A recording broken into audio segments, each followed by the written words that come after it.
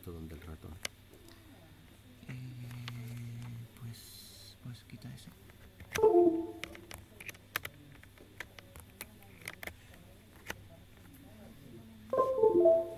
Y ahora no puedes utilizar el otro.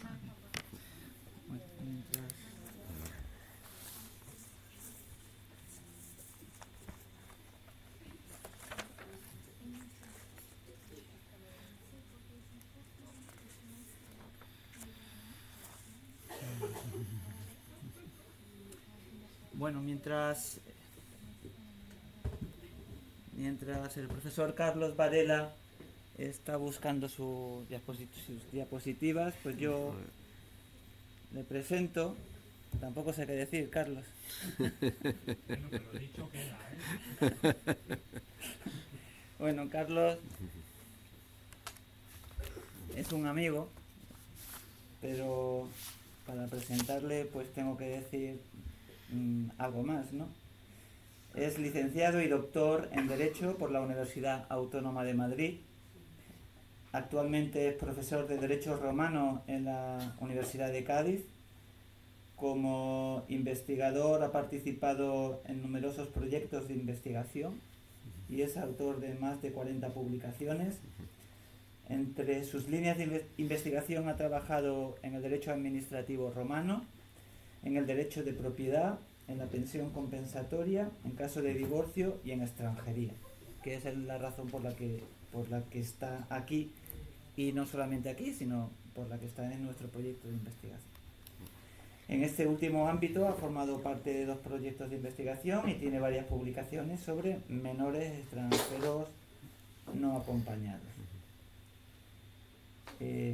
Bueno, y más cosas, pero para no dilatar esto, te doy ya directamente la palabra para que aproximadamente 30 minutos, si puede ser.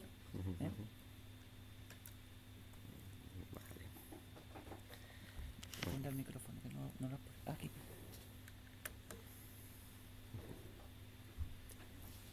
Hola, buenas tardes a todos. En primer lugar, quería agradecer al profesor Juan Manuel López Ulla, pues bueno, que cuente conmigo en todos los proyectos que emprende, sobre todo los proyectos pues sobre menores primero, sobre asilo después. Le agradezco que cuente conmigo y además también le agradezco pues todo el trabajo que ha llevado la organización de este congreso, que fundamentalmente pues lo ha tenido que hacer en solitario. Muchas gracias por la organización.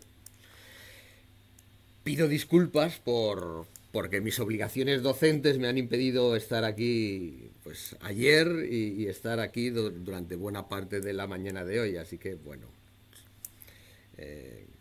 pido disculpas por eso.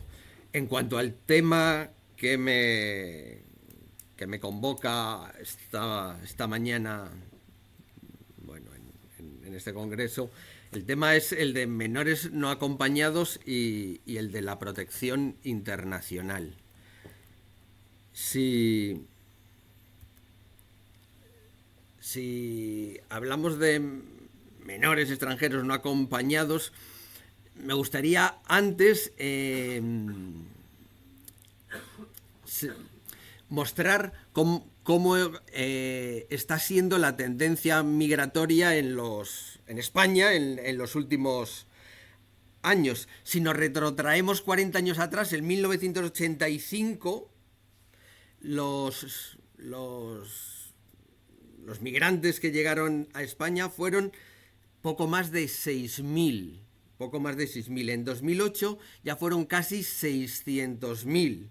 Bajaron con la crisis del 2009, 392.000, en 2010 360.000, y a partir de entonces, poco a poco, el número de inmigrantes que ha llegado cada año a nuestro país ha ido aumentando hasta en 2023 llegar a la cifra de 1.250.000. Si hallamos los datos desde el 2013 hasta el 2023, vemos que el incremento de inmigrantes que han llegado a España ha sido del 448%. Ha aumentado muchísimo. Bueno, y en cuanto a las solicitudes de protección internacional, ¿ha aumentado en la misma medida? ¿Ha aumentado más? ¿Ha aumentado menos? Bueno, pues en cuanto a las solicitudes de protección internacional, en 2012 hubo en España 2.588 solicitudes. En 2012. El año 2024 ha habido 167.000 solicitudes de protección internacional. Desde el 2014 hasta el 2023, si recordáis, desde el 2013 hasta el 2023, la población inmigrante que había llegado a España había aumentado en un 450% casi. Bien, pues si tomamos como referencia esos años, las solicitudes de protección internacional no han aumentado un 450, han aumentado un 2.746%. Y en cuanto a los menores extranjeros, no acompañados, bueno, pues si nos fijamos en los datos del 2013, en 2013 estaban registrados en el registro de menores extranjeros no acompañados 2.841 niños. Y en el año 2023 estaban registrados 12.878. Es decir, desde el año 2013 hasta el año 2023 han aumentado la proporción de menores no acompañados registrados en el registro que existe para ellos. Ha aumentado el número de menores que han venido un 453. Si nos fijamos en los datos de la inmigración, los inmigrantes que llegaron desde el año 2003 al 2023 aumentaron un 448. En cuanto al registro de menas, ha aumentado más o menos lo mismo desde el 2013 al 2023. En 2024 se han registrado, en vez de 12.800 más o menos del año 2023, en el año 2024 se han registrado 16.041 menores no acompañados. La mayor parte niños, 13.400, algunas niñas, 12.600 y fundamentalmente de Marruecos, 4.300 y pico. Luego Senegal, Mali, Ucrania, Argelia y Gambia, según los datos de la memoria 2025 de la Fiscalía General del Estado. Esos son los menores que están inscritos en el registro de menores extranjeros no acompañados. Bien, de esos menores, ¿cuántos han solicitado asilo? Pues bien, aquí tenemos datos que provienen de dos fuentes. Una es una de las fuentes, la Oficina de Asilo y Refugio.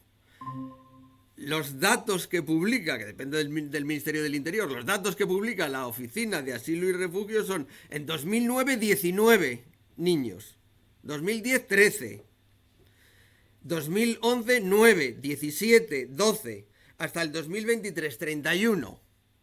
Bueno, esos son los datos que publica la Oficina de Asilo y Refugio. Si comparamos estos datos con las noticias que tenemos de las llegadas de menores no acompañados, sobre todo a Canarias, vemos que son difíciles de creer. Bueno, pues, ¿hay más datos sobre esto? Pues sí que hay más datos sobre esto. La Unión Europea, a través de Eurostat, ha publicado datos, y los datos que publica Eurostat ya parecen más coincidentes, por lo menos, con las noticias que llegan de los menores no acompañados que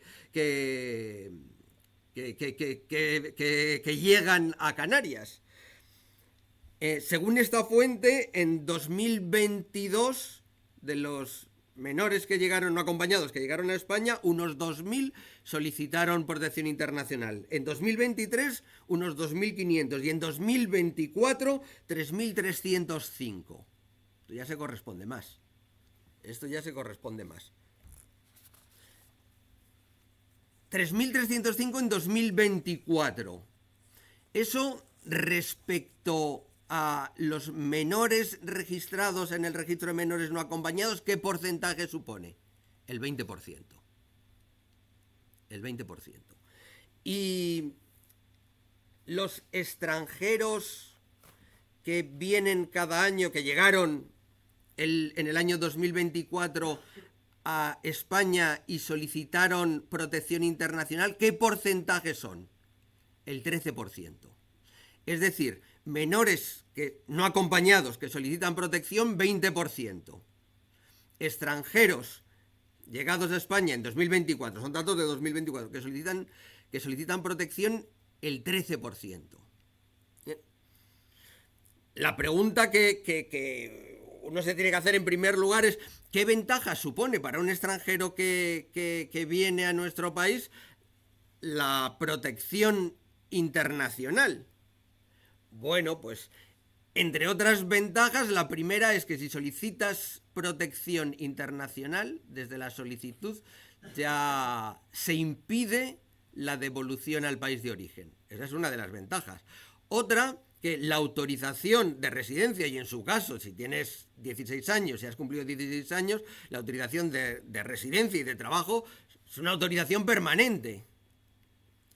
En tercer lugar, bueno, pues tienes acceso a la educación, asistencia sanitaria, vivienda y servicios sociales que de otra manera pues tendrías en menor medida. Y en cuarto lugar, también tienes derecho al mantenimiento de la unidad familiar. Eso en cuanto a los extranjeros que llegan a España y solicitan protección internacional. Bien, ¿y los menores no acompañados que llegan a España y solicitan protección internacional?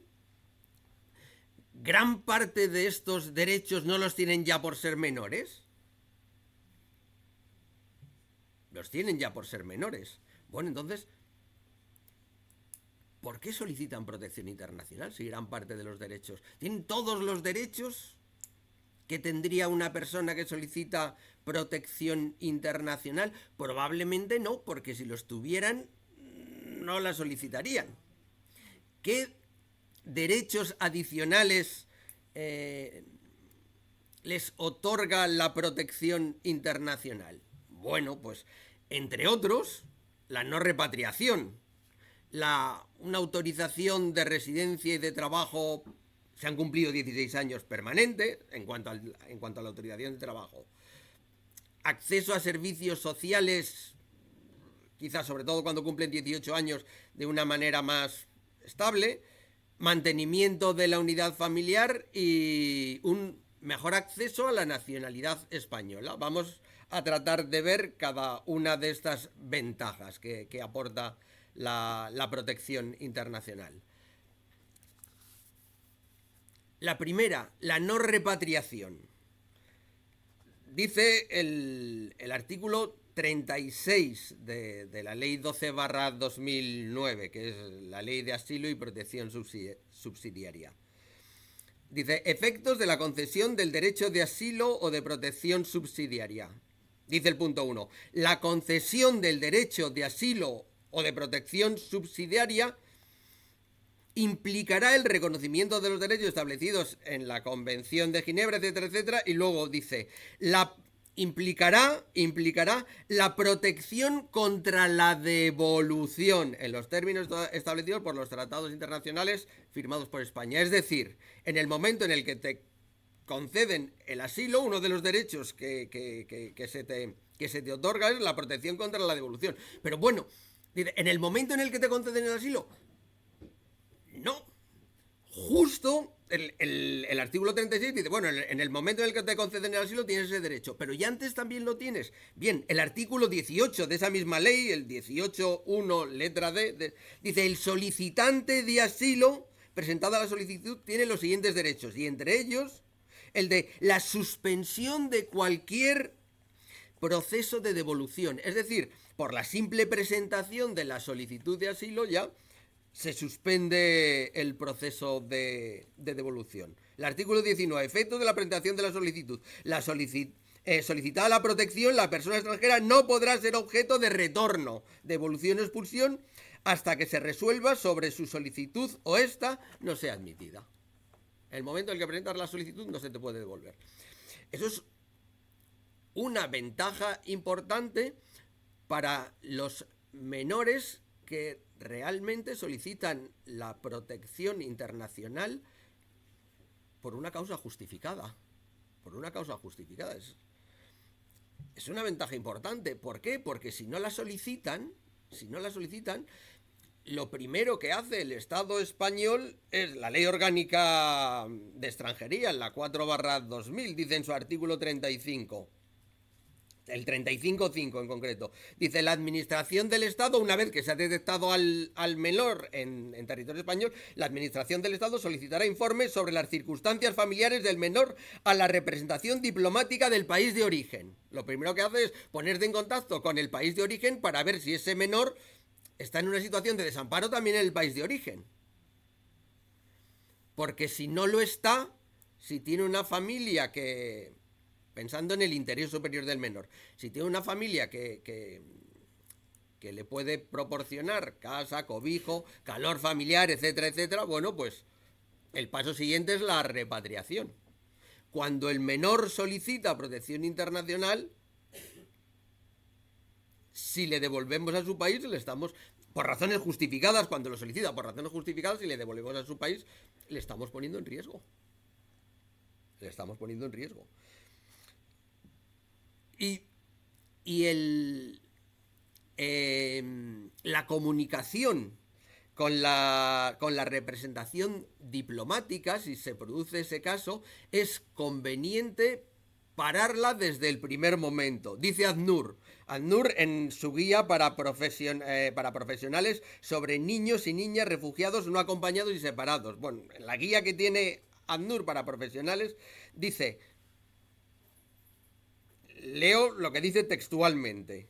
Como norma general, la comunicación con las autoridades del país de origen debe evitarse, extremando todo tipo de cautelas. En aquellos casos en los que por algún motivo excepcional fuera esencial tener la documentación del país de origen, siempre habría que llevar a cabo una valoración del posible riesgo del niño o la niña de ponerse en contacto con sus autoridades. Bueno, pues... si el menor necesita protección internacional, la primera ventaja que tiene es la paralización de la repatriación. No solo eso, sino del contacto con la oficina diplomática del Estado de procedencia, que a veces le puede perjudicar. Por ejemplo, un menor que quiere que un grupo favorable al gobierno de un país de origen le obliga a alistarse en las filas del ejército. Huye del país. Si ese grupo que le obliga a alistarse es favorable al gobierno y España se pone en contacto con su familia, corre peligro. Bueno, pues eso se tiene que evitar. Más ventajas.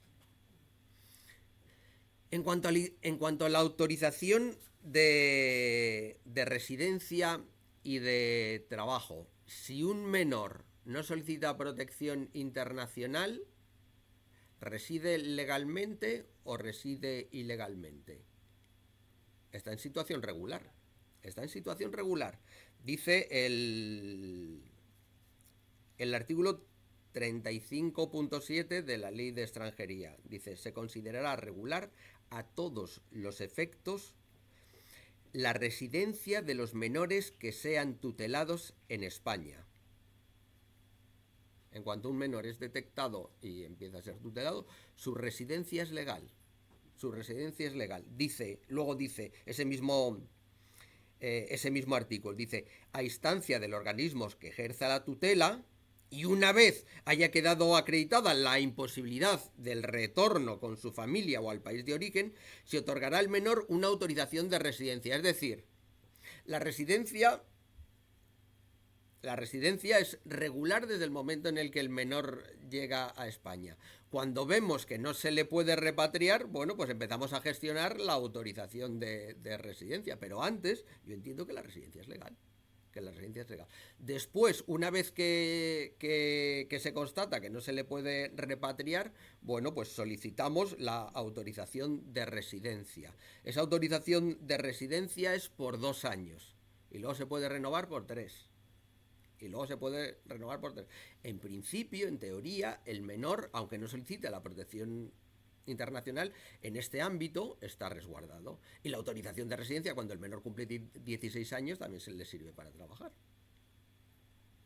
Y si solicita protección internacional, bueno, pues también tiene protección. Desde el momento de la solicitud se le entrega la tarjeta blanca, 9 meses, se renueva la tarjeta roja, 1 año, renovable, hasta que su solicitud es admitida o no es admitida. Si en principio, bueno, en ambos casos tiene residencia legal. ¿Es igual un caso que otro? No, no es igual. ¿Por qué? Porque si se le concede la protección internacional, la residencia legal que se le otorga es la residencia permanente. De la otra manera no, la tiene que ir renovando. Dice, bueno, no pasa nada, lo renueva. Bueno, la renovará si cumple los requisitos. Y además, por lo menos cuando se produjeron las olas de menores inmigrantes que llegaron a España, hubo un problema porque la administración pública estaba colapsada y el tiempo en el que se concedía la tutela se demoraba muchísimo, de tal manera que los menores que estaban próximos, que llegaban a España y que estaban próximos a alcanzar la mayoría de edad, alcanzaban la mayoría de edad sin tener la autorización de residencia. Y cuando alcanza 18 años sin tener la autorización de residencia, se encuentra en situación de calle, lo llamáis vosotros, ¿no? Absolutamente desamparado. Si solicita la protección internacional y se le concede, esta circunstancia no se da.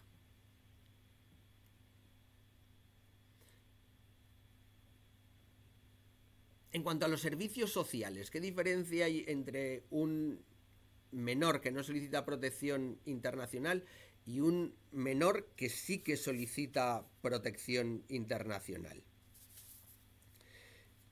Bien, en principio, los servicios, la asistencia social que tiene un menor que solicita protección internacional es parecida a la asistencia social que tiene un menor que no solicita protección internacional, porque esta asistencia social la tiene el menor como menor que es. Os pongo el ejemplo de Andalucía. La Ley 4/2021 de Infancia y Adolescencia de Andalucía dice, en cuanto a los derechos del menor, un menor que no ha solicitado protección internacional, ¿cuáles son los derechos que tiene este menor? Bueno, pues el artículo 49, derecho a la salud y a la atención sanitaria. Artículo 50, derecho a la educación y a la atención educativa. Artículo 51, derecho a los servicios sociales y a la atención social. Artículo 55, derecho a un entorno seguro. Y otros más derechos. Bien. Y un menor que solicita protección internacional, bueno, pues el artículo 36 de la Ley de Asilo y Protección Subsidiaria dice efectos de la concesión del derecho de asilo y protección subsidiaria. La letra F. El menor al que le conceden el asilo, a la protección subsidiaria, tiene derecho a la educación, a la asistencia sanitaria, a la vivienda, a la asistencia social y a los servicios sociales. Bueno, tiene...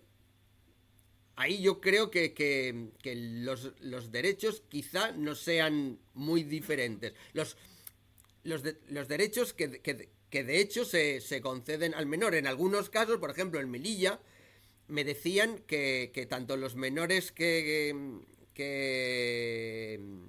que habían solicitado protección internacional y los que no lo habían hecho que estaban en el mismo centro residencial. En otros casos no, pero en Melilla, por ejemplo, sí. ¿Qué sucede? Esto que quizá no haya mucha diferencia en cuanto a la asistencia social. Cuando la persona es menor de edad, sí que puede, bueno, existir diferencia cuando alcanzan la mayoría de edad. ¿Por qué? Sobre todo si el menor que no ha solicitado asilo, que no ha solicitado protección internacional, perdón, el menor que no ha solicitado protección internacional, bueno, pues no tiene una situación, no se ha regularizado su situación. No se ha concedido ni la autorización de residencia. ¿Por qué? Porque entonces alcanza la mayoría de edad y está indocumentado. Y eso es más difícil que pase si solicita la protección internacional. Otra ventaja, la penúltima, en cuanto al mantenimiento de la unidad familiar. ¿Un menor que no ha solicitado la protección internacional tiene derecho a estar con su familia? Claro que sí. Claro que sí. Por el hecho de ser menor. La ley tiene derecho a ser protegido para estar con su familia en mayor medida que si es mayor solo por el hecho de ser menor de edad. La ley orgánica 1996, la ley del menor, de protección del menor, en su artículo 11... dice, serán principios rectores de la actuación de los poderes públicos en relación con los menores, en primer lugar, la supremacía del interés superior. Claro, el interés superior del menor es lo principal. Pero a continuación dice, el mantenimiento en su familia de origen. Y después dice, su integración familiar y social. Es decir, hay que hacer lo necesario porque el menor, aunque no haya solicitado protección internacional, se integre en la familia. Si no ha solicitado protección internacional, ¿cómo se consigue esto? Bueno, pues muchas veces con la repatriación. Si su familia en el país de origen tiene las condiciones suficientes como para que, pensando en el interés superior del menor, lo mejor sea repatriarle, pues de esta manera se produce la unificación. El menor por sí mismo es reagrupador, es decir, ¿puede reagrupar en el país de destino a la familia? No. La ley de extranjería, en su artículo 16, que habla del derecho a la intimidad familiar, dice, los extranjeros residentes en España tienen derecho a reagrupar con ellos a los familiares que se determinan en el artículo 17. Y en el artículo 17 habla de los familiares reagrupables. ¿Y qué familiares reagrupables hay? Bueno, el cónyuge, el menor, lo normal es que no esté casado. Los hijos del residente, lo normal es que el menor no tenga descendencia, siempre que sea el menor, lo normal es que el menor no tenga descendencia. Luego, los ascendientes en primer grado del reagrupante, dice cuando los ascendientes sean mayores de 65 años y existan razones que justifiquen la necesidad. Bueno, pues probablemente los padres del menor no son mayores de 65 años. Entonces, en este caso sería complicado, entiendo que sería complicado que el menor ejerciera de reagrupador en el país de destino. ¿Y si solicita protección internacional? Bueno, si solicita protección internacional, el artículo 39 de la Ley de Asilo y Protección Subsidiaria habla del mantenimiento de la unidad familiar y dice, se garantiza el mantenimiento de la unidad familiar de las personas refugiadas y beneficiarias de protección subsidiaria en los términos previstos en los artículos 40 y 41. ¿Qué es lo que dice el artículo 40 de esta misma ley, de la Ley de Asilo y Protección Subsidiaria? Dice, extensión familiar del derecho de asilo o de protección subsidiaria. Dice, el restablecimiento de la unidad familiar de las personas refugiadas y beneficiarias de protección subsidiaria podrá garantizarse mediante la concesión, respectivamente, del derecho de asilo o de protección subsidiaria por extensión familiar en los siguientes supuestos. Y habla de ascendientes de primer grado que acreditasen la dependencia del que acogen. No es el caso del menor. El cónyuge o pareja, no es el caso del menor. Pero en la letra C dice, otro adulto que sea responsable del beneficiario de protección internacional, de acuerdo con la legislación española vigente, cuando dicho beneficiario, el beneficiario de protección internacional, sea un menor no casado. Probablemente en este caso el menor pueda servir de reagrupador de un adulto responsable, pues su padre o su madre. Finalmente, en cuanto a la última ventaja, en cuanto a la nacionalidad, dice el artículo 22 del Código Civil, es el que regula la nacionalidad por residencia. Y dice, el punto 1 del artículo 22 del Código Civil, dice, para la concesión de la nacionalidad por residencia se requiere que ésta haya durado 10 años.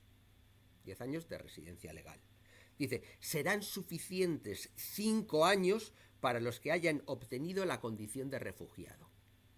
Bueno, si el menor es refugiado, no necesita residir el plazo general, que son 10 años, sino basta con que resida 5. Dice también el artículo 22 en su punto segundo, dice, bastará un año de residencia, no hacen falta 5, bastará un año de residencia para el caso, dice, el que haya estado sujeto legalmente a tutela o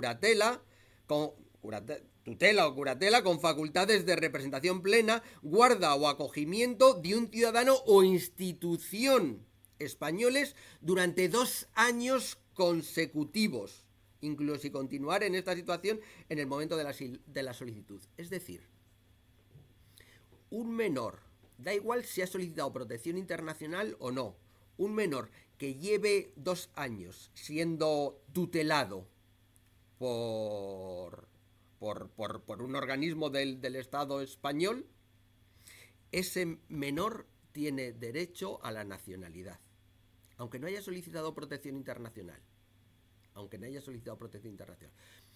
¿Cuál es el problema? Que acceso a la nacionalidad, en ese caso no tienen tantos,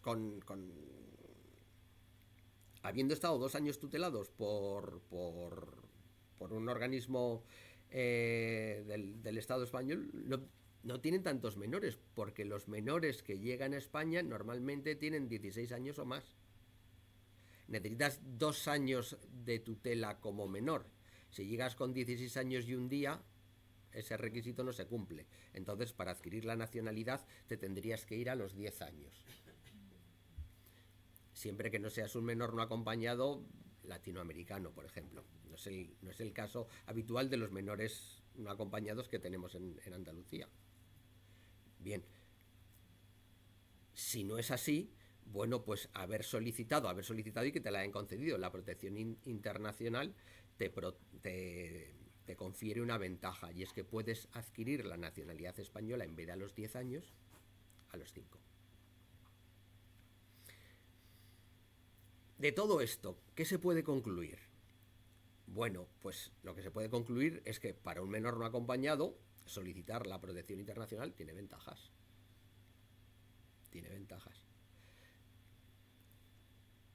Ojo, pero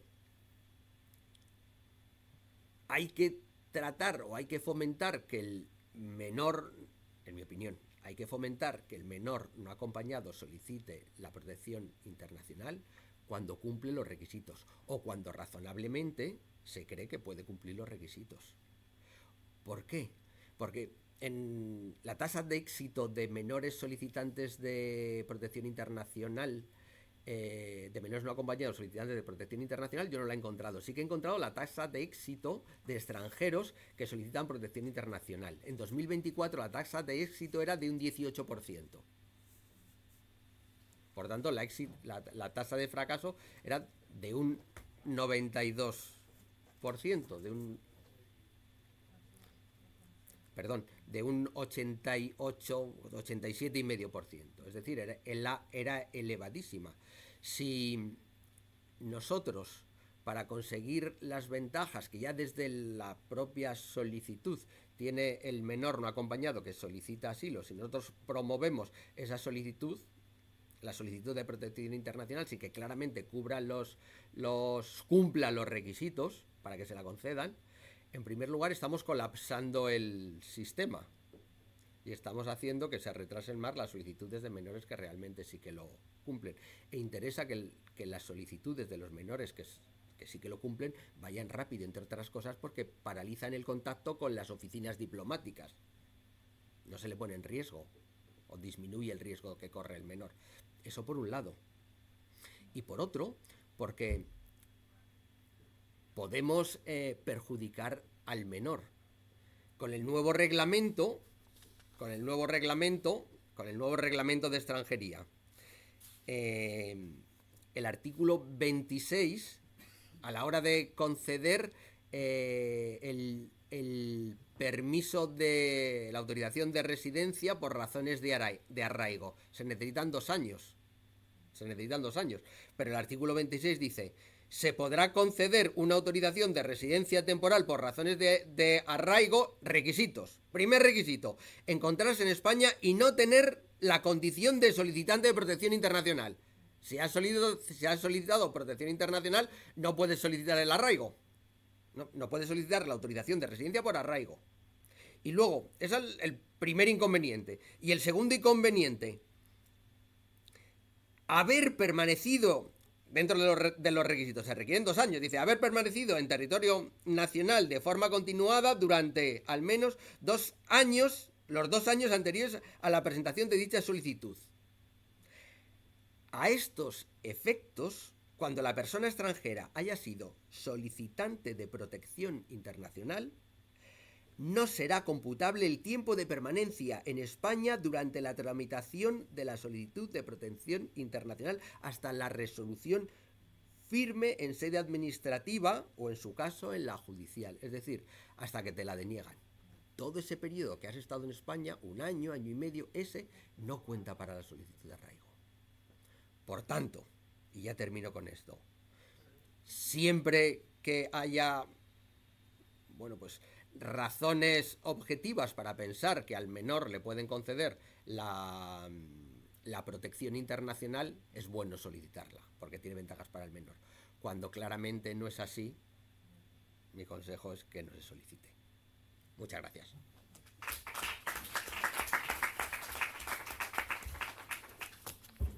Gracias, Carlos. ¿Alguna pregunta en la sala? ¿Nada?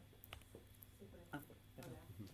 Bueno, pregunta y de pronto alguna reflexión. Pues ya sabemos que de pronto la nueva ley lo que quiere hacer es que tanta gente no lo solicite. Por lo que Desincentivar. Eso ya lo tenemos muy claro y que me parece también muy válido, ¿no?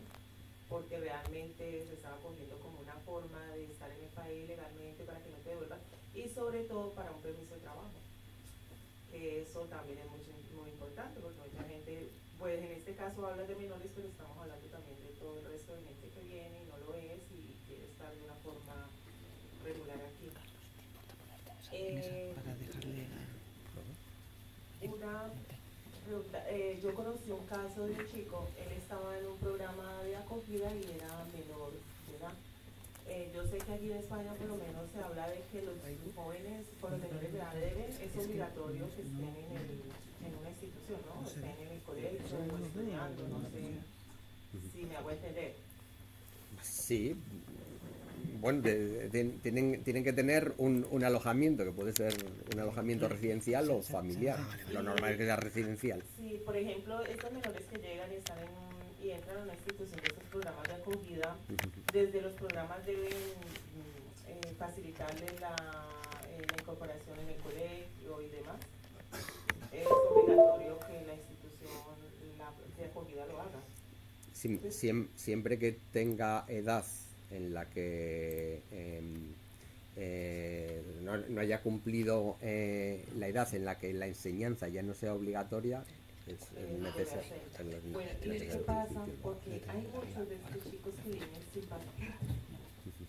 Ahí cómo se trabaja, es menor de edad, ¿cómo lo damos? O sea, ¿qué hay que hacer en esos casos?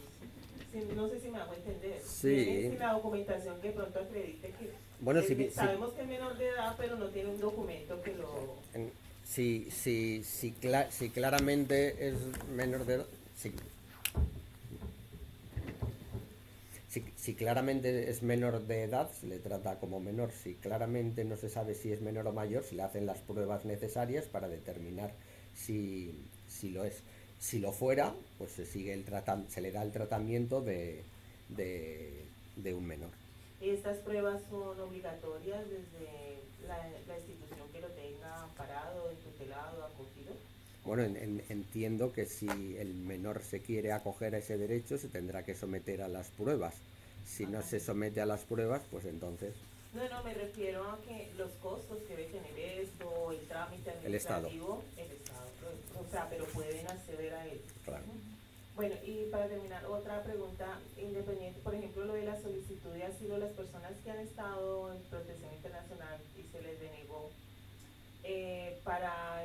en función de una ciudadanía, ese tiempo, o sea, las que pudieron regularizar con la nueva ley, ¿vale? Que antes del 20 de mayo simplemente se les denegó y ahorita están haciendo problemas oportunidad de arraigo, sociolaboral, socioformativo. El tiempo que les concedan este año, ¿les cuentan que estuvieron en asilo de forma regular o simplemente deben contar a partir del momento que les dan el arraigo? ¿Sí me cuentan? Para la ciudadanía, en caso de que sean 2 años o 5 años en que puedan solicitarla. Para la concesión de la ciudadanía, lo que impera es el Código Civil, y el Código Civil habla de residencia. Entonces yo entiendo que es residencia legal. Entonces, si estuvo legalmente, ese tiempo cuenta. En protección internacional se entiende Cuenta. que Está legalmente desde que solicita asilo. Gracias. ¿Alguna pregunta más?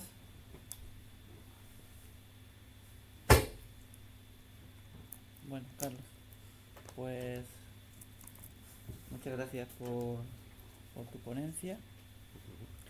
Y pasamos a la siguiente porque vamos con 15 minutos de retraso. La siguiente ponencia